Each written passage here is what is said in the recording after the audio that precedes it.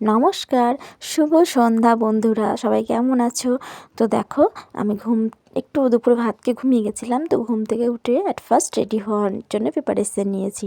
তো দেখতেই পাচ্ছ, আমি প্রথমে মুখটা একটু ফ্রেশ করে নিলাম। আর দেখো, ছেলে কিন্তু ঘুমাচ্ছে, ওই জন্য আস্তে আস্তে আমি ওর জিনিসগুলো একটু এগিয়ে দিলাম। আর আলমারি থেকে যে ড্রেসটা বার করে নিয়ে এসেছিলাম সেটা পরবো বলেই রেডি করে রেখেছি। তো দেখো, আমি হালকা মেকআপ করে নিয়ে পরে নিয়েছি লেহেঙ্গাটা।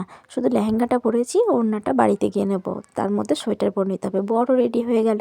তো সোয়েটার পরতে হবে, কেন জানো? এত কুয়াশা আর এত ঠান্ডা, কি বলবো।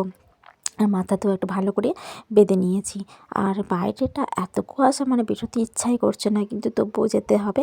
আমার বান্ধবীর বিয়ে বলে কথা। তো চলো, চলার পথে আমাদের গ্রামের যে নবান্ন উৎসব, অন্নপূর্ণা পুজোর জন্য কীরকম প্রিপারেশান তোমাদেরকে দেখিয়ে দিই। একদম প্রস্তুতি শেষ পর্বে। প্রত্যেকটা পাড়ায় পাড়ায় লাইট শুরু হয়ে গেছে লাগানো, মানে জ্বালানো শুরু হয়ে গেছে। আর প্যান্ডেল তো একদম শেষের পর্যায়ে চলে এসছে।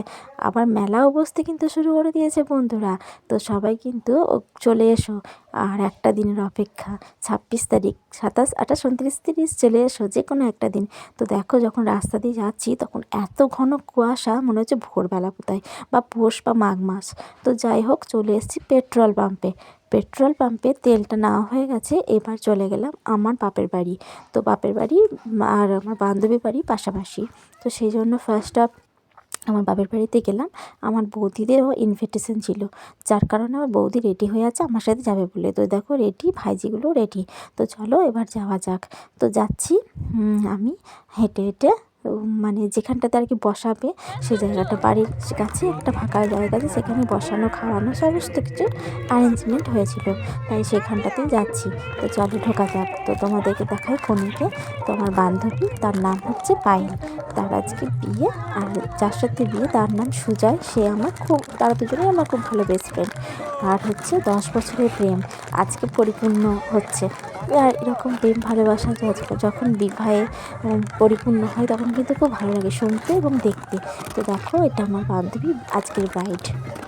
এত লোকের মানে ভিড় ছিল, খুব একটা ভালো করে তখন আমি ওর ভিডিও নিতে পারিনি। তারপরে অনেকটা ফাঁকা হয়ে যাওয়ার পরে আমি কিছু ছবি ওর সাথে তুলব বলে আর ভিডিও করাই হয়নি। আর আমার ছেলে কিন্তু একদম রেডি হয়ে থাকে ছবি তোলার জন্য। এখানে দুটো স্টল হয়েছিল, একটা ফুচকা আর একটা হচ্ছে কফি। তো আমি ফুচকাটাই খেয়েছি, আর কফিটা কিন্তু আমার জামাইবাবুর মেশিন, সেটাই দেখানোর। তো তারপরে প্রায় 9টা 10-15 বেজে গেছে, আমি খেতে বসে পড়েছি। আর একটু তাড়াতাড়ি খেয়ে দিয়ে বাড়ি চলে যাব। একে তো ঠান্ডা কুয়াশা, ছেলে নিয়ে আছি। আর তারপরে পরের দিন হচ্ছে আমার ছেলের জন্মদিন, তার জন্য সকাল সকাল উঠে সমস্ত অ্যারেঞ্জমেন্ট আছে। তো দেখো, এটা হচ্ছে ওর মেনু কার্ডে কী আছে তোমরা পড়ে নিও। আর ঝুপমা ক্যাটারার্স, মানে এটা আয়োজন করেছি। আমার বৌদি, ভাইজি ওরা একটু টেবিলটাতে বসেছে। পাতা জলের বোতল দিয়ে দিল, খাওয়া দাওয়া হয়ে গেল, চলে এসেছি। আর যখন আসছি কুয়াশাতে, মনে হচ্ছে গা একদম কাঁপিয়ে দিচ্ছে। যাই হোক, আমরা বাড়ি থেকে এবার বেরিয়ে গেলাম আমাদের বাড়ি যাওয়ার উদ্দেশ্যে। তো সবাই জানিও ভিডিওটা কেমন লাগলো। আর সবাইকে কিন্তু আমি আবারও আমন্ত্রণ জানছি আমাদের নবান্নে। তো যাওয়ার সময় বাবার সাথে দেখা করতে গেছিলাম। আমার ছেলে তো বাবার কাছে দাদু দাদু করে চলে গেল। আর কী নেবে না, চকলেট। তো চকলেটগুলো নেওয়া হয়ে গেছে, বাবা আরও এক্সট্রা দিয়েছে, সেগুলো না নিজের প্যান্টের মধ্যে একটা পকেট আছে, সেগুলোতে মধ্যে ভরছে। তো দাদু আর নাতির এইরকম ভালোবাসা দেখতে তো আমার খুব ভালোই লাগে। এবার চলে এসেছি একদম আমাদের বিখ্যাত রেলগেট। তো রেলগেটের কাছে খানিকক্ষণ দাঁড়িয়েছিলাম, ট্রেন যাচ্ছিলো বলে। আর যখন যাচ্ছি তখন রাত 10টা। তো রাত 10টাতে এত পরিমাণ মানে কুয়াশা, ঠান্ডা, লোকজন তো নেই।